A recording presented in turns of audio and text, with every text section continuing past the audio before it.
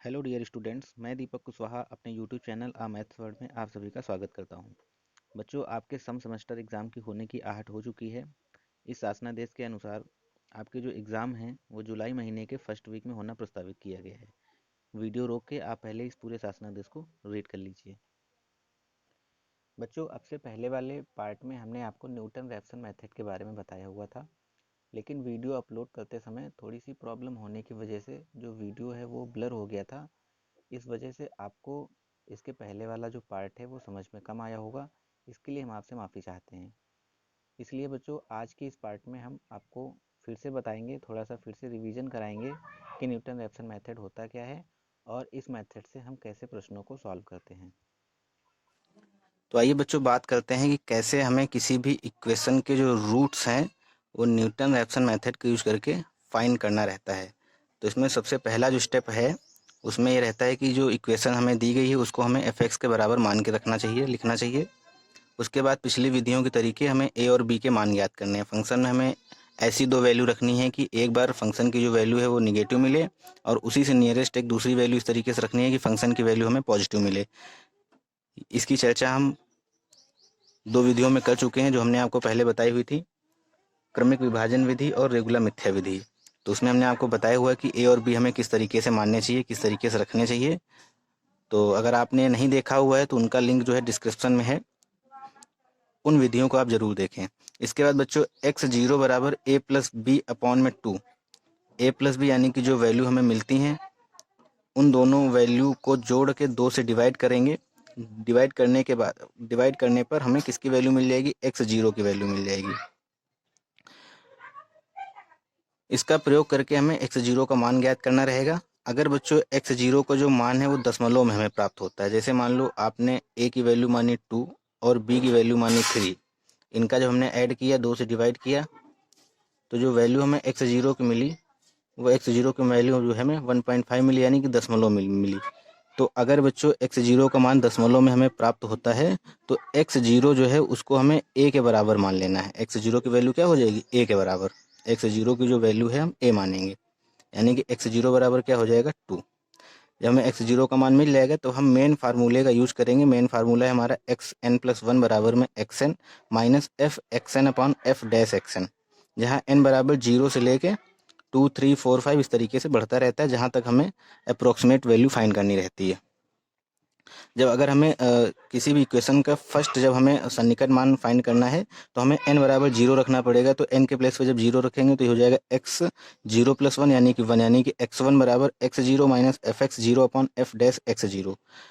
तो x zero की जो वैल्यू रहेगी जो हमें a के बराबर मानना है वो रखेंगे यहाँ पे x जीरो की value minus f x n के प्लेस पे क्या रखेंगे, जो हमें फंक्शन दिया रहेगा। मान लो एफ एक्स बराबर हमें दिया गया 3x² प्लस 4, तो हम इसमें एक्स जीरो जो हमें निकालना है, एफ एक्सन निकालना है। एफ एक्सन का मतलब एक्स जीरो निकालना है। एफ जीरो की वैल्यू मान लो 2 जो आपने मानी हुई थी यहाँ पे, वो वैल्यू हमें यहाँ पे रखनी है। 3 इंटू 2 का स्क्वायर प्लस 4 यानी कि 4 इंटू 3 यानी कि 12 प्लस में 4 यानी कि 16। इस तरीके से एफ एक्स जीरो की जो वैल्यू है वो 16 आ जाएगी।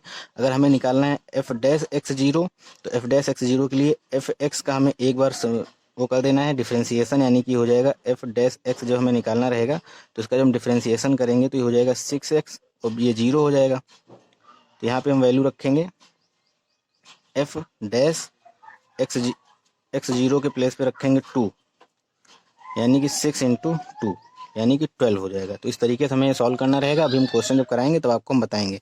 इसके बाद जब बच्चों हमें x2 निकालना हो तो n के प्लेस पे 1 रखेंगे, x3 निकालना हो तो n के प्लेस पे 2 रखेंगे। इस तरीके से जुड़ता हुआ निकलता चला जाएगा और हमें अप्रॉक्सीमेट वैल्यू मिलती चली जाएगी। तो आइए बच्चों, इसके ऊपर बेस्ड हम आपको एक क्वेश्चन कराते हैं, तब आपको ये हेडिंग पूरी तरीके से समझ में आएगी। बिल्कुल बच्चों छोड़ के ना जाइएगा, वीडियो लास्ट तक बने रहिएगा। एक पेन और एक कॉपी जरूर ले लीजिएगा साथ में। क्वेश्चन बच्चों लिखा हुआ है, समीकरण x³ माइनस 3x माइनस 5 बराबर 0 के मूल का द्वितीय सन्निकट मान न्यूटन रैप्सन विधि से ज्ञात कीजिए। यानी कि जो बच्चों इक्वेशन दी गई है इसके जो हमें मूल फाइंड करने हैं, कहाँ तक फाइंड करने हैं, सेकंड अप्रॉक्सीमेट वैल्यू हमें इसकी बतानी है। इस इक्वेशन की क्या होगी, किस मेथड से, न्यूटन रैप्सन मेथड से। सबसे पहले हमने आपको प्रोसेस में क्या बताया था वर्किंग रूल में, कि दी गई इक्वेशन को एफ एक्स के बराबर मान के लिखें। तो इक्वेशन क्या है, x³ माइनस 3x माइनस 5, उसको हमने एफ एक्स के बराबर मान के रखा हुआ है। फिर हम इस फंक्शन में दो वैल्यू ऐसी रखते हैं ए और बी की कि फंक्शन की वैल्यू एक बार हमें निगेटिव मिले और उसी की नियरेस्ट वैल्यू ऐसी रखते हैं जिससे एक बार फंक्शन की वैल्यू हमें पॉजिटिव मिले। सबसे पहले हमने 1 रख के देख लिया एक्स के प्लेस पे, तो इसको हमने सॉल्व किया तो -7 आया, जो कि कैसा है बच्चों, निगेटिव है। एफ बराबर 2 हमने सॉरी एक्स बराबर 2 रख के देखा, सॉल्व किया इसको, तब भी हमें फंक्शन की वैल्यू कैसी मिली, निगेटिव मिली। अब हम क्या करेंगे, 2 के बाद फिर 3 रख के देखेंगे। अब जब तक हमें पॉजिटिव वैल्यू नहीं मिल जाती तब तक हम इसको आगे बढ़ते चले जाएंगे। 2 रखने पर भी हमें वैल्यू जो है -3 मिली। 3 रखा तो F3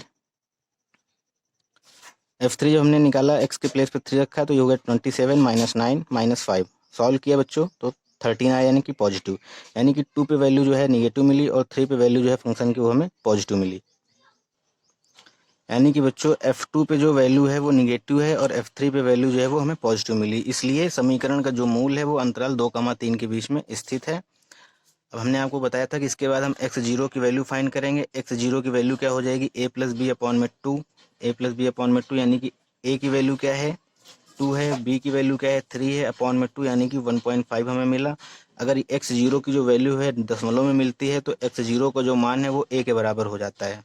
तो a की वैल्यू यहाँ पे क्या है 2 है, इसलिए x0 बराबर क्या रखेंगे, a रखेंगे और a बराबर क्या है 2। तो यहाँ तक का प्रोसेस बच्चों आपको बिल्कुल समझ में आया होगा। अगर समझ में नहीं आया तो वीडियो को बिल्कुल पीछे कर लीजिएगा और फिर से जो हमने आपको बताया हुआ है वो सारी बातों को फिर से सुनिएगा, तो आपको ये समझ में आएगा कि a बराबर हमने x0 बराबर a बराबर 2 हमने कैसे कंसीडर किया। अब बच्चों फार्मूला हमने आपको क्या बताया था, उस फार्मूले को हम रखेंगे यहाँ पे। क्या फार्मूला बताया था, xn+1 बराबर में xn minus f x n upon में f'(xn). ये फार्मूला हमने आपको बताया हुआ है, बिल्कुल कुछ भी रटना नहीं है, बस समझ के चलना है। xn+1 बराबर xn माइनस f(xn) बटे f'(xn). जब हमें फर्स्ट अप्रॉक्सीमेट रूट फाइंड करना है तो हम n बराबर क्या रखेंगे, 0 रखेंगे। यहाँ लिख लिए, जहाँ n बराबर क्या है बच्चों, 0 है, 1 है, 2 है, इस तरीके से बढ़ता रहता है। फर्स्ट अप्रॉक्सीमेट वैल्यू निकालने के लिए लिखेंगे, यहाँ पे आप लिखिए मूल का प्रथम सन्निकट मान ज्ञात करने के लिए क्या होगा बच्चों बताइए। जब हम फर्स्ट अप्रॉक्सीमेट रूट फाइंड करेंगे इसके लिए हमें क्या करना पड़ेगा, n बराबर 0 लेट करना पड़ेगा। n बराबर 0 जब मानेंगे तो यहाँ वैल्यू रखेंगे तो हो जाएगा x1 इक्वल में xn के प्लेस पे 0 यानी कि x0 माइनस का f(x0) अपॉन में f'(x0). ठीक है, तो ये x1 निकालने के लिए फार्मूला बन गया। n बराबर हमने क्या कंसीडर किया, 0 कंसीडर किया। इसके बाद में बच्चों हमें क्या चाहिए, f(x0) चाहिए और f'(x0) चाहिए। तो यहाँ पे हम थोड़ी भूमिका बना रहे हैं वैल्यू निकालने के लिए, सभी बच्चे बिल्कुल ध्यान से समझेंगे। fx बराबर क्या दिया गया है हमें यहाँ पे, x³ minus 3x minus 5। f'(x) जब हमें निकालना है यानी कि इस इक्वेशन का हमें एक बार डिफ्रेंसिएशन करना है, यानी कि हो जाएगा 3x² माइनस 3। ठीक है, अब हमें जब fx निकालना है,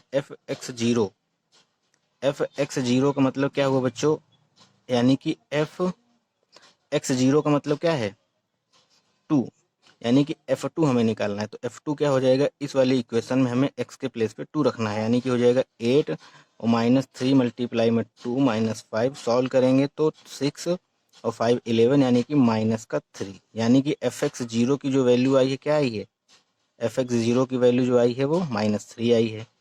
अब इसी तरीके से हमें क्या निकालना है, f'(x0) निकालना है। f'(x0) यानी कि f'(2).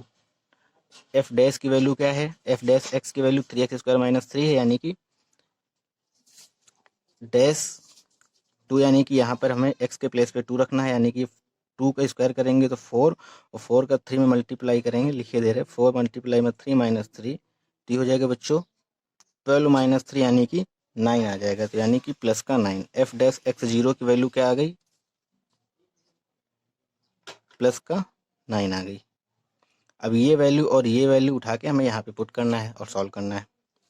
बच्चों आपकी जानकारी के लिए हम आपको बता दें कि ये जो क्वेश्चन इस तरीके के प्रश्नों को सॉल्व करने की वजह से, क्योंकि इसमें पॉइंट्स में आंसर जाता है, काफ़ी सारा लेंदी हो जाता है प्रोसेस, इसमें पॉइंट लगा होता है, फिर क्यूब करना रहता है तो और लेंदी हो जाता है, तो इसलिए आपको आपके एग्ज़ाम में साइंटिफिक कैलकुलेटर ले जाने की परमिशन रहती है। इसलिए आप इस प्रकार के क्वेश्चंस को नज़रअंदाज नहीं करेंगे, क्योंकि आप ये ना सोचें कि इसमें जो सॉल्यूशन है वो बहुत ही लेंदी प्रोसेस का है, कैलकुलेशन बहुत लेंदी है और ये हमसे गलत हो सकता है। गलत बिल्कुल भी नहीं होगा, चुटकियों में सॉल्व होगा, क्योंकि आपके हाथ में कैलकुलेटर रहेगा। आप बिल्कुल आसानी से कैलकुलेटर की हेल्प से इन वैल्यूज़ को तुरंत आप क्लिक करते हुए फाइंड कर सकते हैं। बस आपको सॉल्यूशन इसका बेहद आसान रहता है, बस आपको केवल इस फार्मूले को अपने दिमाग में रखना रहता है। तो x1 क्या निकलेगा, x1 बराबर x0 के प्लेस पे वैल्यू आई है 2 माइनस fx0, यानी कि fx0 की वैल्यू आपने निकाली है -3 और नीचे f डैश x0 की वैल्यू आपने निकाली है 9। तो बच्चों ये क्या हो जाएगा,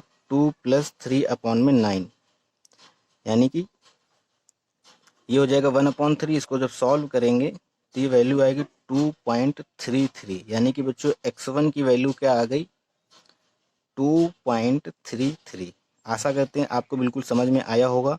क्वेश्चन में कह रहे थे कि हमें इस इक्वेशन का जो है द्वितीय सन्निकट मान फाइंड करना है। द्वितीय सन्निकट मान फाइंड करने के लिए हमें फर्स्ट सन्निकट मान तो निकालना ही पड़ेगा, फर्स्ट अप्रोक्सीमेट वैल्यू। तो अब ये फर्स्ट आ गया, अब हम सेकंड निकालेंगे। सेकंड निकालने के लिए क्या करेंगे, n बराबर जो है हम 1 कंसीडर करेंगे। सेकंड निकालने के लिए n बराबर क्या कंसीडर करेंगे, 1 करेंगे। तो यहाँ x2 हो जाएगा, यहाँ x1 हो जाएगा, माइनस f x1 हो जाएगा, f डैश x1 हो जाएगा। सारा प्रोसेस इसी तरीके से है, बस हमें वैल्यू चेंज करनी है, n बराबर 1 रखना है। तो यहाँ तक बच्चों नोट कीजिए, इसके आगे हम आपको बता रहे हैं। तो बच्चों n बराबर 1 रखेंगे तो ये हो जाएगा n+1, यानी कि x2 बराबर में x1 minus F x1 upon में f डैश x1। ठीक है, अब हमें वैल्यू किसकी चाहिए, f x1 की वैल्यू चाहिए। x1 की वैल्यू अभी हमने यहाँ पे निकाली थी, आपको क्या निकाल के दिखाई थी हमने, 2.33। ये x1 की वैल्यू आई हुई थी बच्चों। तो हमें जब f x1 की वैल्यू फाइंड करनी है, यानी कि f x1, यानी कि हमें क्या फाइंड करना है, f 2.33, यानी कि x क्यूब करेंगे, x के प्लेस पे क्या रखना है हमें, 2.33, यानी कि बच्चों 2.33 का होल क्यूब -3 मल्टीप्लाई में 2.33 -5। अब ये थोड़ा सा देखो लेंदी हो रहा है कैलकुलेशन, इसलिए आप इस वैल्यू को तुरंत इस इक्वेशन को आप तुरंत कैलकुलेटर से सॉल्व कर लेंगे। सॉल्व करने पर आपको तुरंत आसानी से वैल्यू मिल जाएगी। आपके एग्जाम में हमने आपको बताया कि कैलकुलेटर ले जाना अलाउ रहता है। तो जब हम इसको सॉल्व करेंगे, इसका क्यूब करेंगे, तो ये आएगा बच्चों 12.65, और इसका जब हम वापस मल्टीप्लाई करेंगे तो 6.99, और ये -5 एज इट इज। इसको जब हम जोड़ेंगे और घटाएंगे, जोड़ घटाने के बाद सॉल्व करेंगे तो वैल्यू आएगी 0.66। ठीक है, 0.66 वैल्यू आएगी, आप चेक कर लीजिएगा। और अब हमें क्या निकालना है, f डैश x1, यानी कि f डैश x1 फाइंड करने के लिए क्या करना पड़ेगा, इस वाले उसमें फंक्शन में हमें क्या रखना है, 2.33। इस इक्वेशन में क्या रखना है, 2.33, यानी कि बच्चों ये क्या हो जाएगा, 3 और 2.33 का होल स्क्वायर -3। तो ये जब हम आपस में इसका स्क्वायर करके मल्टीप्लाई करेंगे तो ये हमें मिलेगा 16.29। 29 नहीं बच्चों, 29 दशमलव के बाद जो पढ़ने का तरीका रहता है अंकों को, वो एक एक करके पढ़ा जाता है।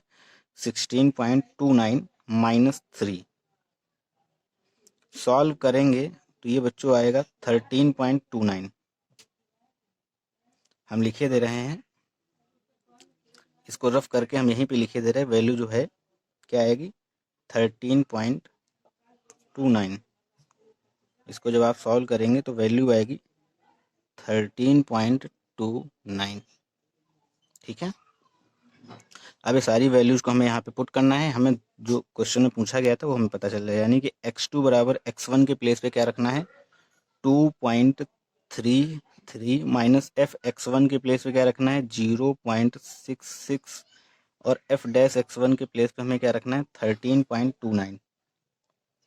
13.29। इसे जब हम सॉल्व करेंगे बच्चों तो ये आएगा 2.33 और इसको जब आपस में डिवाइड करेंगे कैलकुलेटर की हेल्प से तो ये आएगा, क्या आएगा बच्चों, 0.5 आएगा। तो हमने इसको 0.5 कंसीडर कर लिया है। ये बच्चों जिसको हम सॉल्व करेंगे मोबाइल की हेल्प से तो ये आएगा, हम आपको दिखाई दे रहे हैं क्या आएगा। ये देखिए बच्चों हमने सॉल्व किया है तो आया है 0.4966 यानी कि 0.499 यानी कि अभी इसको हम लिख सकते हैं 5 यानी कि इस 4 को हम क्या लिख सकते हैं 5। तो क्या वैल्यू आई 0.05। क्या आएगा बच्चों 0.05 यानी कि 0.05 लिख दीजिए। यह आएगा बच्चों 0.05 आएगा। तो इसको हम जब आपस में जोड़ घटा लेंगे क्या आएगा, हम आपको दिखाई दे रहे हैं ये 2.33 माइनस 0.05 सॉल्व करेंगे बच्चों तो 2.28। तो x2 की वैल्यू क्या होगी बच्चों 2.28। x2 की वैल्यू क्या आएगी 2.28 आएगी। यही आंसर है। हमें क्या फाइंड करना था इस क्वेश्चन में, द्वितीय सन्निकट मान बताना था। इस इक्वेशन को सॉल्व करके तो द्वितीय सन्निकट मान जो है x2 बराबर 2.28 आया हुआ है। एक बात हम फिर से आपको बताना चाह रहे बच्चों, कुछ बुक्स में शायद ये नहीं लिखा हुआ है कि x0 बराबर a मान लेना है और कुछ बुक्स में दिया भी है x0 बराबर हमें a मान लेना है। तो बिल्कुल भी आप परेशान मत होइएगा। बीएससी स्टैंडर्ड में हमको बताया गया था, ये हमें याद आ रहा है कि जब ये वैल्यू जब हमें मतलब डेसिमल में मिलती है x0 की a+b/2 करने पर, तब जो है हम x0 की जो वैल्यू है उसको हम a के नियरेस्ट कंसीडर कर लेते हैं। ठीक है, तो आपको ये समझ में आया होगा, ऐसी हम आशा करते हैं, ऐसी उम्मीद करते हैं। तो बच्चों एक क्वेश्चन हम आपको और कराए दे रहे हैं इसी के ऊपर बेस्ड, सभी बच्चे बिल्कुल लास्ट तक बने रहेंगे। और ये क्वेश्चन आपको समझ में आया तो आप वीडियो को लाइक कर लें और बिल्कुल लास्ट में वीडियो के लास्ट तक बने रहेंगे। बच्चों न्यूटन रेफसन मेथड में एक नेक्स्ट पॉइंट डाल के लिख लीजिए, हेडिंग डाल के, न्यूटन रेफसन विधि का प्रयोग करके उन समीकरणों को हल करना जिसमें यह दिया गया हो कि समीकरण का जो मूल है वो a कामा b अंतराल में है। हमें अंतराल पहले से ही दिए गए हों, हमें अपनी तरफ से वैल्यू जब उसमें ना रखनी रहे और हमें अंतराल जो है खुद ही दिया गया हो कि इस अंतराल में मूल हैं, तब हमें कैसे प्रश्नों को सॉल्व करना है, किस तरीके के प्रश्न इस हेडिंग पर आते हैं। हम आपको एक प्रश्न देख समझा रहे हैं, सभी बच्चे बिल्कुल लास्ट तक बने रहेंगे। बच्चों इस हेडिंग के ऊपर प्रश्नों का नेचर देखिए कि किस तरीके के प्रश्न पूछे जाते हैं। हम हेडिंग आपको फिर से बता दे रहे हैं, न्यूटन रेफसन विधि का प्रयोग करके उन समीकरणों को हल करना जिसमें यह पहले से ही दिया गया हो कि समीकरण का जो मूल है वो इस अंतराल में है। तो क्वेश्चन दिया गया है न्यूटन रेफसन विधि से समीकरण x³ - x-5 बराबर 0 के मूल का द्वितीय सन्निकट मान ज्ञात करें जो कि अंतराल 1,2 में स्थित है। हमें पहले से ही दे दिया गया है कि जो समीकरण का मूल है वो किस अंतराल में स्थित है। तो इस तरीके के प्रश्नों को हल करने के लिए क्या प्रक्रिया रहती है, कैसे हमें करना रहता है, सभी बच्चे बिल्कुल ध्यान से समझेंगे। तो सबसे पहले इस हेडिंग के बाद ये क्वेश्चन आप मत नोट कीजिएगा, तो हमने समझाने के लिए दिया हुआ है। इसके बाद जो हम लिखाएंगे स्टेप्स, उसको लिखने के बाद इस क्वेश्चन को आप नोट कीजिएगा। तो सबसे पहले जो हमें दिया गया है अब आप यहाँ पे नोट कीजिए, इसके बाद नोट करना स्टार्ट कीजिएगा बच्चों। ये क्वेश्चन बाद में आप नोट करिएगा, इसके बाद लिखिए स्टेप क्या है, तब क्या करना है। तब सबसे पहले तब FA तथा FB के मान ज्ञात करें। मान ज्ञात करें मतलब जो इंटरवल हमें दिया गया है पहले से ही, उसको हम इस फंक्शन में रखेंगे। पहले a की वैल्यू रखेंगे यहाँ पे, फिर b की वैल्यू रखेंगे, यानी कि हमें FA और FB के मान ज्ञात करने हैं। इसमें पॉइंट नंबर 1 डाल के लिख लीजिए, यदि मॉड ऑफ FA मतलब फंक्शन चाहे निगेटिव है चाहे पॉजिटिव, हमें मॉड निकालना है उसका, यानी कि पॉजिटिव वैल्यू की लेनी है। अगर वो छोटा है किससे, मॉड ऑफ FB से, तब x0 बराबर हमें क्या मानना है, तब x0 बराबर हमें a मानना है। तब x0 बराबर a माने। और यदि बच्चों मॉड ऑफ एफ बी छोटा है किससे, मॉड ऑफ एफ ए से, तब x0 बराबर क्या मानना है हमें, तब x0 बराबर b माने।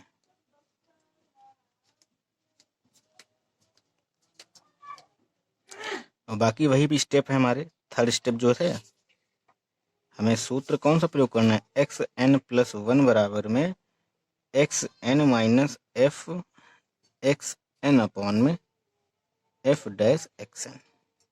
हमें इस फार्मूले का यूज कर लेना है। बस फिर से बता दे बच्चों, ये जो हमें दिया गया है इसमें सबसे पहले हमें एफ ए और एफ बी ज्ञात करना है। जो ए की वैल्यू दी गई है 1 है, बी की वैल्यू दी गई है 2 है, हमें यहाँ पे रखना है। एफ ए मिल जाएगा, एफ बी मिल जाएगा। अगर एफ ए की वैल्यू जो है छोटी है एफ बी से, तो जो छोटा होगा उसको हमें ए मानना है, जो छोटा है उसे ए मानना, इतना याद रखिए। यदि f b is less than f a, तब हमें x0 भी मानना है, यानी कि जो वैल्यू छोटी आएगी उसी को हमें ए मानना है। अगर b छोटा है तो b को हम x0 मान लेंगे, और अगर a छोटा है तो हम a को x0 मान लेंगे। बिल्कुल भी कंफ्यूज मत होइएगा, सारा कुछ बिल्कुल क्लियर है।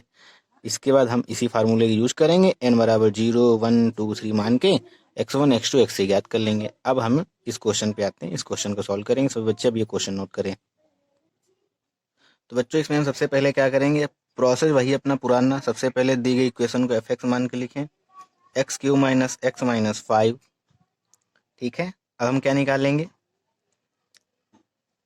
एफ ए और एफ बी ज्ञात करेंगे। तो इसलिए बच्चों क्या करेंगे, एफ ए का मतलब F1 बराबर क्या हो जाएगा, 1 माइनस 1 माइनस 5 बराबर -5, यानी कि क्या है, निगेटिव। और क्या ज्ञात करेंगे, एफ बी के प्लेस पे क्या है 2 है, यानी कि F2 बराबर क्या हो जाएगा 8 माइनस का 2 माइनस 5 बराबर 1, जो कि कैसा आया है, पॉजिटिव आया है। यहाँ लिख लीजिए, since mod of F2 is less then mod of F1, mod of F2 जो है लेस देन है किससे, F1 से। हमें इस निगेटिव से लेना देना नहीं है, हम छोड़ देते हैं। हमें मॉड निकालना है, मॉड से बाहर कोई संख्या जब निकल के आती है तो पॉजिटिव हो जाती है, यानी कि 1 छोटा है, बड़ा कौन है, 5, मॉड निकालने के बाद में।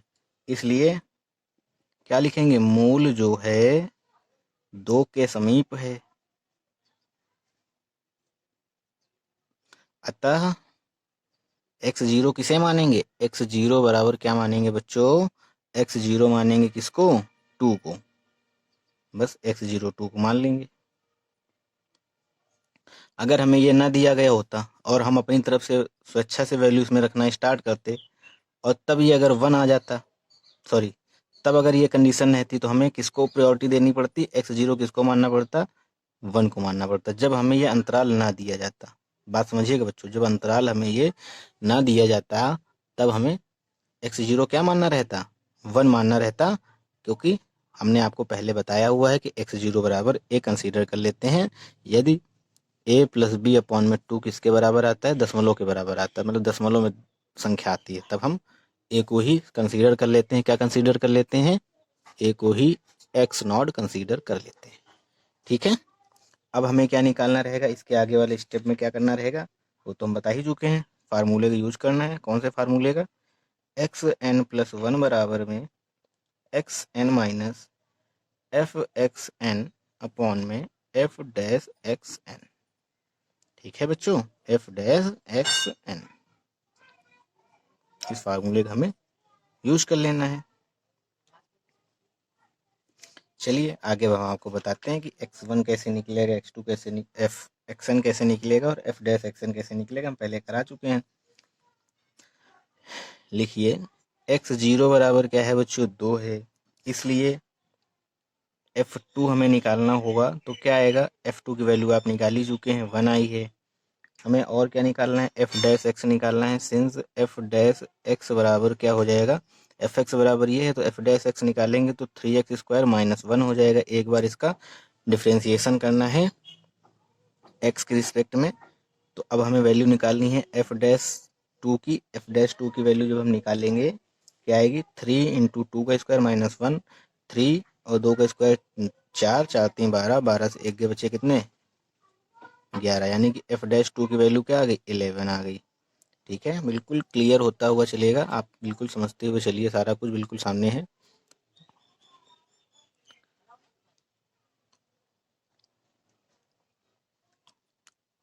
यहाँ पे रखेंगे n बराबर 0, तो ये हो जाएगा x1 बराबर x0 minus F x0 upon f dash x0।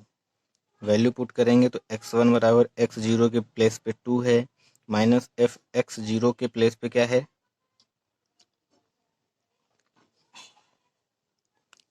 F x0 का मतलब f2, ये तो एफ x0 है, क्या है 1, 2 माइनस 1 अपॉन में, और एफ डैश 2 का मतलब यही है, यानी कि 11।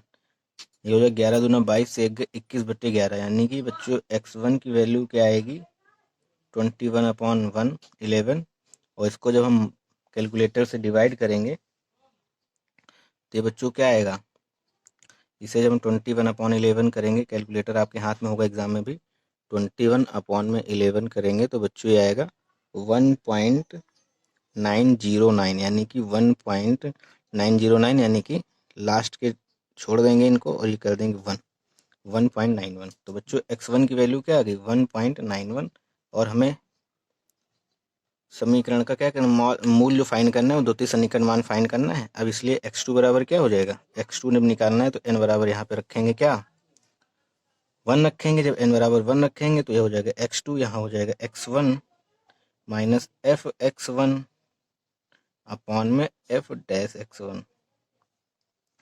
तो बच्चों अब हमें वैल्यू निकालनी है एफ x1 की, तो एफ x1 का मतलब क्या हो जाएगा, एफ x1 की वैल्यू क्या है 1.91, और ये वैल्यू रखेंगे कहाँ पे, यहाँ पे, तो हो जाएगा 1.91 का क्यूब माइनस 1.91 माइनस का 5। कैलकुलेटर की हेल्प से इसको हम सॉल्व करेंगे। तो बच्चों एफ डैश x1 बराबर क्या हो जाएगा, एफ डैश 1.91, और ये 1.91 कहाँ रखेंगे, यहाँ पे, तो हो जाएगा 3 1.91 का होल स्क्वायर माइनस 1।